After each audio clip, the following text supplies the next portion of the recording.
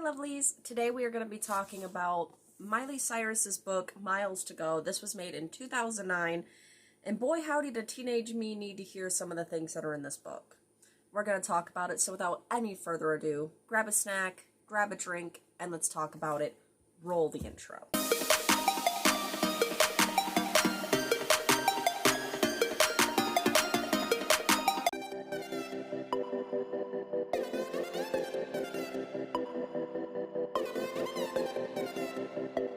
For those of you who do not know, Miley Cyrus was part of the hit Disney Channel show that was around in my childhood, Hannah Montana.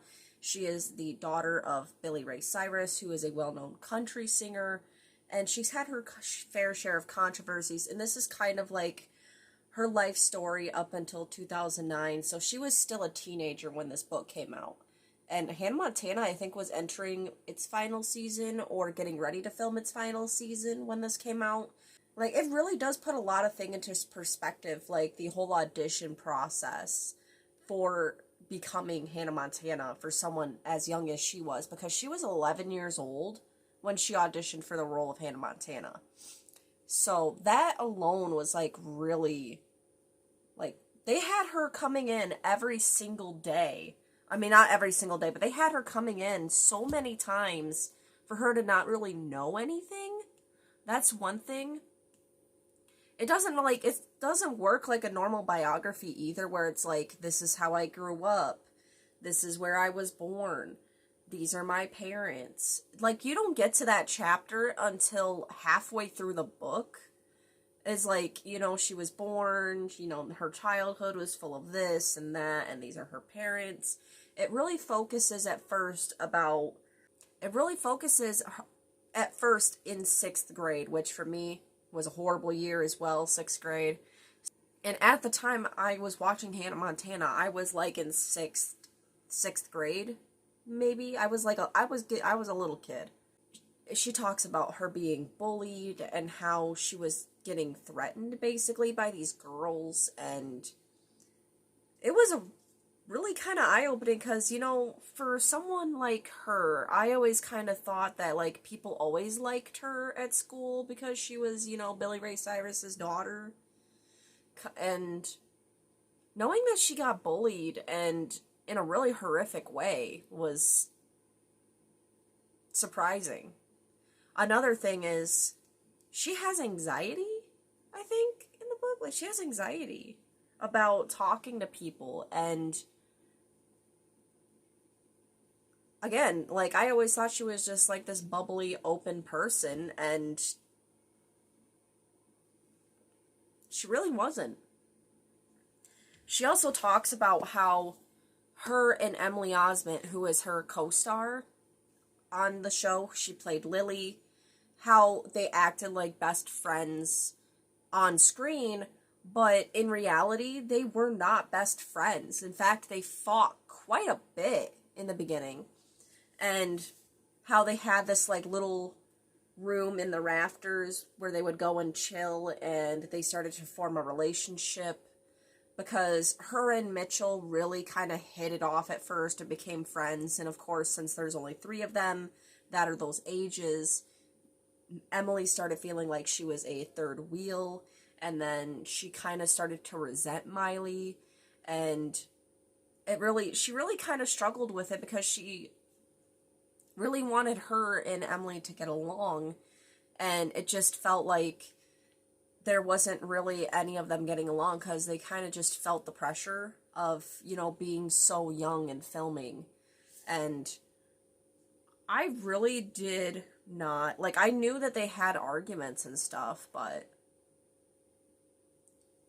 I didn't really realize it was like that. A lot of these things I didn't really realize were like this, because, you know, you always hear, like, when I was a kid, it was like, you know, did you hear that they got in a fight? Like, but it seems like it was happening constantly, like they were constantly against each other.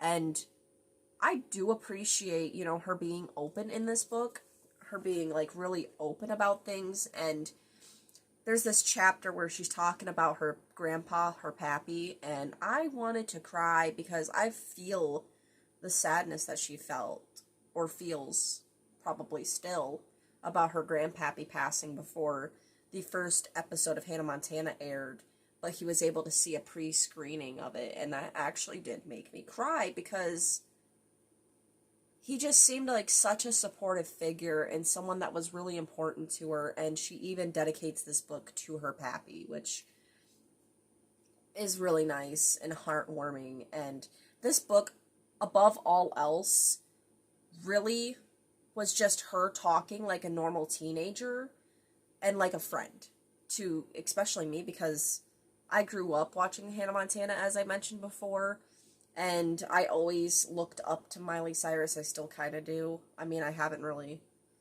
in trouble for watching her after that whole Vanity Fair cover came out about her just in a sheet, and then I wasn't allowed to watch or listen to her music anymore because she was a bad influence. So, she also has this chapter where she's talking about how she got so thin that she started to get a hole in her heart. And I don't remember the medical term for it, but she had a hole in her heart, and she started prioritizing, eating and being healthy than being skinny, which, especially in these times, was something that everyone wanted to be. If you weren't skinny, you were basically worthless. I mean, still no. That's kind of the norm, but it's getting better a little. But teenage me needed to hear that from somebody I looked up to. And I'm not actually surprised I never read this book, because I didn't really know it existed until quite recently when I found it at the thrift store. So, teenage me needed to hear that it's okay to eat, because I had issues as a teenager, I think, as we all did in those times as a teenager. And a little preteen, I think we all kind of needed, it's okay to not be skinny. It's okay to prioritize your health and not give a crap about what other people feel, as long as you're being healthy to as healthy as you can be. That it can cause things to happen that are gonna follow you your entire life, and I really appreciated that. I appreciated how open she was in this book. I appreciate how, she kind of just walked through the audition process where she was called in. They were really vague about it for months on end. This was going on and off and on and off, and, I really did enjoy this. It didn't feel like I was reading an autobiography made by somebody. It didn't have that normal feel of, like, a textbook or a serious vibe. This book just kind of felt like I was reading somebody's letter. I was reading somebody's, text message to me. I was reading, just like a normal conversation between two people that understand each other and are just like two teenagers talking. I really liked that. Like, I really liked how it didn't feel like she was just writing it to write it. It felt like she was just, like, writing in a journal or writing in a diary or just writing, to herself. And that felt great, because I cannot read autobiographies when they're like that, when they're like a textbook. So that's kind of what I was expecting with this, but I just decided to go through it anyways, because I really wanted to read this. I was really interested. I'm giving it a 5 stars. I actually really enjoyed this, and especially how open, I'm not going to keep iterating it, but how open she was with this book. I really liked it. I know she had help with it, was from somebody, but this was a national indie bestseller, a USA Today Top 150 bestseller, and a New York Times bestseller. Fans will love this effortless and entertaining read by Publishers Weekly. So yeah, I'm glad I'm not the only one that felt that, but this was a really good book. So if you guys want to read more and know more about, like, the Disney audition process, I found that whole bit interesting. And just, it's a really good, chill read. Like, you don't feel like you're reading a whole big book. And it's not even that big. It's like, I think 200 or so pages. Yeah, it's like 250, 230 pages. Like, it's almost 300 pages. It's not really. But yeah, I really did like this. I'm giving it a 5 stars for being interesting. I'm giving it a 5 stars for just being relatable. I'm giving it 5 stars because teenage me needed to hear some things that were in this book. and she appreciates that. And just kind of like nostalgia in the interestingness of like how it is to be a star and to kind of go from nothing as a star and then just like slowly gain. Like I did like that, and she did this all when she was a teenager, mind you. So yeah, that's what I've got for you guys today. So Miles to Go. If you guys want to read it, go ahead and read it. I actually found this really interesting. But again, as I say with every video, since a book is for me, does not mean it's going to be for you, and that does not mean that there is anything wrong with you for that. There's nothing wrong with you if you like or dislike a book. You know, I'm a fan of Twilight and other trashy vampire novels. I freaking love them, and I know that we got hated for them, okay?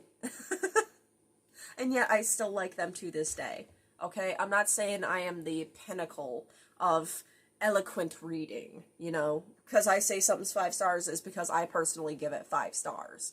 You know, everyone is different, and that's okay. Don't feel pressured to read something just because it's popular or somebody you look up to gave it 5 stars. Alright? I'm just telling you that because I've gotten in plenty of arguments because I liked certain books or I didn't like certain books throughout my life. So, keeping that in mind, I hope you guys enjoyed this video. If you feel like it, please hit the like button, hit the subscribe button as well, and turn on the notification bell for whenever I post a new video. I talk about a range of things, including anime, pop culture stuff, yeah, as well as books. I hope you guys have a great day. I love you all. Bye.